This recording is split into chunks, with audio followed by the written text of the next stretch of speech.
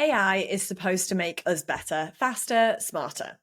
But here's the thing, right? I think it's making us worse as salespeople. I think it is used as a crutch more than it needs to be or more than it should be. And we're being able to achieve more with AI. Don't get me wrong. Automation's fantastic. Getting people in the team to think differently, build more activities, be on LinkedIn more. But everything that we're doing, if it's numbers and it's just being run by AI, or it's just being run by the suggestions that are being given by the online bots, then we're missing the fact that we have information, we've got expertise, we've got knowledge that can be shared. And we've got to come back to this human connection. We've got to come back to the fact that people buy from people. And so I get emails all the time, as I'm sure you do. And the emails are becoming more and more led by ChatGPT or other AI tools. And you can tell, they're structured the same. They've got the same conclusion and write off. They include generic information.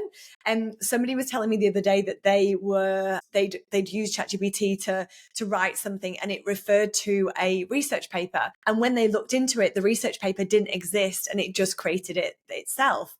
Now, that's going to really, knock you off as a thought leader or somebody that knows what they're doing, because people are just listening to it. They're taking it on. They're trying to find that document, and it doesn't exist. And so it's really knocking your credibility as well. And I think the problem here was that, AI, ChatGPT, I remember when it first came out over 2 years ago, might have been longer than that, but that was when I first heard about it.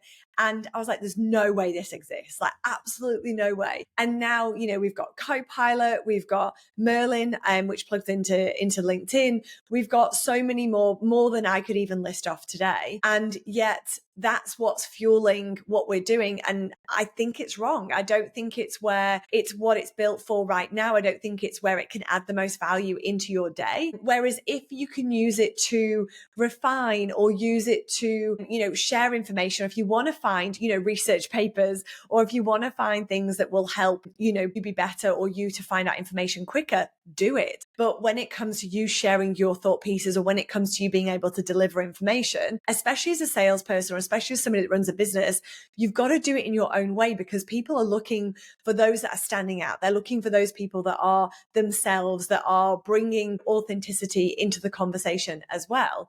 And when we receive those emails, when we see the posts on LinkedIn, you then disregard the person that sent them. You then look at it from a perspective of, actually, I don't really trust them anymore. And who knows now what is true and what isn't. And so we're getting this fatigue of structured content in a way that the AI wants you to structure it. We're relying on that. And I remember ChatGPT went down for a few hours. I think it was like 6 or 8 hours. And when it went down, I remember seeing posts of people that obviously were using it. And I remember at the time being like, oh, it's not working. And I just went about my day. Whereas the joke was then on, let's see who's really using ChatGPT to do everything, because we'll soon see, the reduction in how much they're posting, or we'll see the fact that, their emails now aren't maybe as well, formatted or put together. So we'll be able to tell. And I think, the heavy reliance on that, I know for my business and as a salesperson, that if ChatGPT was down for a week, or it just left and never came back, and all AI tools did, that yes, I would need to do more work in my day. Yes, I wouldn't be as efficient in certain things, but not that much would change for me. I'd have to double check my spelling. I'd have to, reread emails before I sent them. And I'd have to work harder at making things shorter and more succinct. And they're things that we are using, other tools. We've always had a Grammarly. We've always had a spell checker in Microsoft. So use it in ways that will help you, get it to do research for you. There's a lot that it can do that we don't need, people to do as much of. I know I've used it recently when we were looking at podcasts, and we were looking at different podcasts out there that were talking about sales. It's a great tool to be able to gather that information and build you a list of where they are and give you links to, where they are. But then when I actually look at them, I think 5 out of the 10 weren't sales focused. They weren't focused on the requirements that I'd given based on the podcast I was looking for. And so it just shows you that, there is, means behind us being able to do our own work, but we also need to make sure that we're being more efficient because there's more to be done in a day. If we've got new people coming into the business, and I asked this in an interview the other day, around, how would they approach something like this? And they mentioned about putting it into ChatGPT. And my question back to them was then, well, why am I hiring you? What else would you bring to the, to the position? Because if you're going to just take what I've given, chuck it into ChatGPT, then I could just do that. And, what above and beyond that would you actually, be doing? And, there was more there to be uncovered, but it's looking at, should we be using it? Where are we using it? Are we safe to be using it? I think there's so much more around that. In sales, there's so many people talking about, we're looking for this silver bullet. And I smile when I say the word silver bullet in the same sentence as selling, because there isn't, and there's no shortcut for the hard work that goes into sales, unfortunately. And, yes, there are AI bots out there now doing calls. They're a call. That they're an AI bot once you're on the phone with them, because once you get beyond the pleasantries, they don't know how to handle the conversation, just like the bots on, on an online chat. You're asking for information and then it says, can you provide a summary of what you need? You're like, well, I've just given that to you. So there's things out there that are not smart enough yet to take on the capability of you or I. When it comes to then thinking about different ways around selling, there's lots of people selling AI tools that will help you do more. And that's great. We want to increase efficiency. But when it comes to sending emails, I spoke to a guy recently and he runs a business. He was like, this person sounded like they knew what they were doing and they had a great option. And I thought, what, I'll chuck some money at it and see what happens. And it was an AI tool that was emailing and LinkedIn messaging. And what happened quite quickly, or what he noticed happened quite quickly, was that he was getting messages of people that didn't understand the message that had been sent, people that he'd already knew or connected with, and they were now sending emails, making it sound like they'd never met or connected before. And that is a big bugbear of mine. Like, that is something that I find extremely frustrating. I saw somebody the other day that I'd worked with. They were one of my clients. I knew outside of that work as well. And I got a message on LinkedIn saying that they enjoyed watching the content and that I'd posted some really interesting things and they wanted to connect. I was like, I know who you are. I've got your phone number. We've texted, we've walked together, we've grabbed coffee. Why are you sending this to me? And I just think it just really knocks off what you've spent so long doing in building relationships, because that's what sales is about. And I think when we're using AI and we're not thinking about it, it's really going to impact you negatively. And if we've got that over-reliance on it, it means we're not using a skill set. It means that, if that's turned off, or you go somewhere else and you can't use it, or you don't, it's not going to necessarily be something that you can input into an AI tool, you're going to struggle. And, we need to stand out. There's lots of people in the market at the moment that are looking for roles, and we need to stand out. Whereas I think, using it for research purposes, using it in ways that will do things quicker than what we were doing before, amazing. Love it. However, if we don't read what that's given us, but we just use it, we're not actually learning. And, we could be learning so much more. We're still smart. We've still got brains. And, I think during this period where there's an opportunity to stand out, then we should be doing things that allow us to connect to real people. AI plays a great role in summarizing meetings. We use it. So, for example, recording this podcast, we will transcribe within the platform that we record the podcast on, and that will go into ChatGPT, and it will give us suggestions based on titles that are trending across the platform. It will give us ideas around, what other keywords or SEO, or what other podcast topics will be relevant based on what we've just published. So there's things like that it will give us, but we're still looking at it, because I'm not going to record something that I'm not excited about or that I'm not passionate about. You'll all be able to tell when I'm not that excited about an episode, because it comes through, because I'm usually very excited and passionate about everything I do.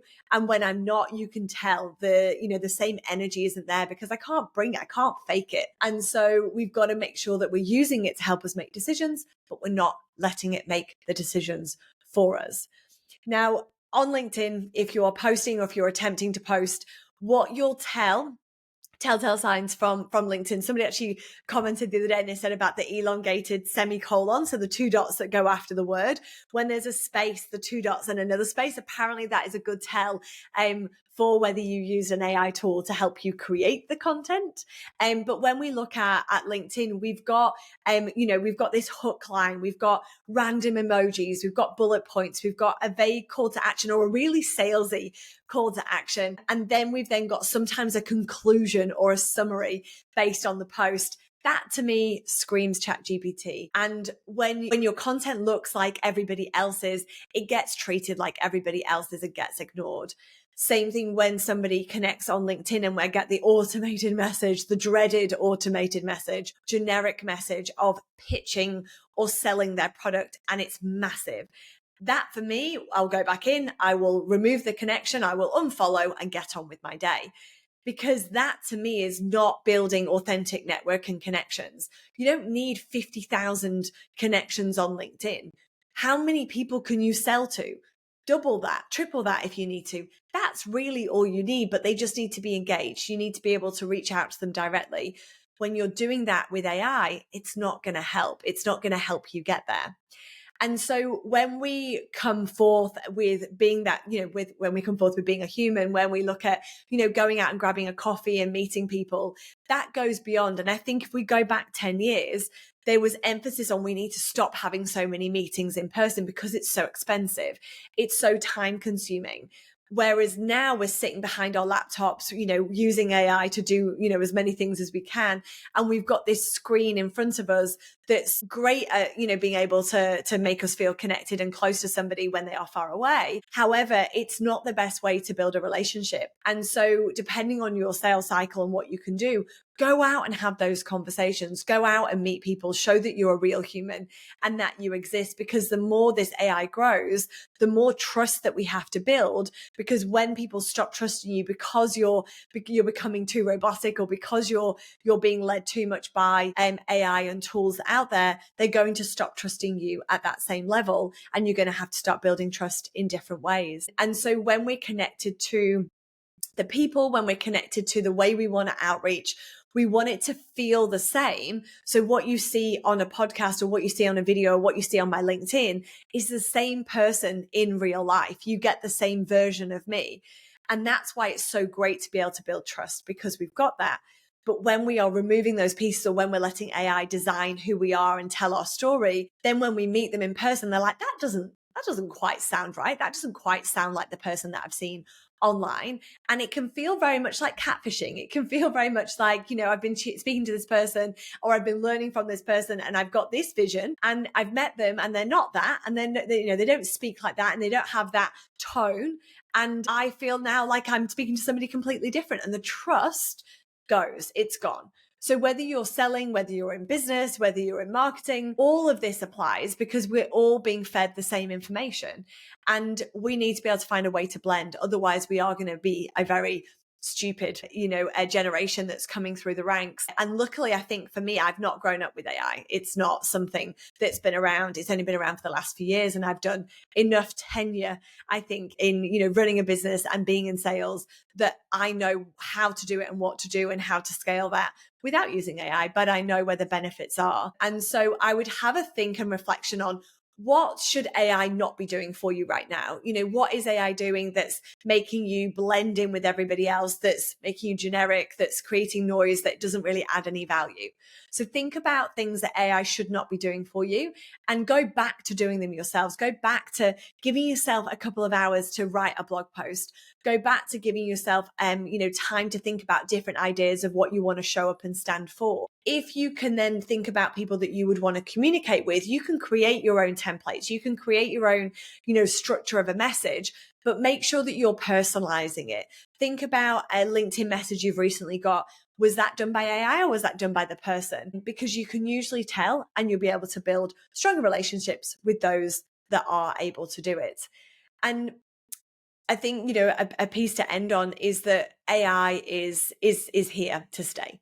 It's not going anywhere, and we need to find a way to work with it, to work it into your day-to-day in a way that it will add value to you, but allow you or enable you to be able to add the value you've got to more people. And maybe AI will help you do that. But if at any point you're reading something back and it sounds generic and it sounds boring, then stop.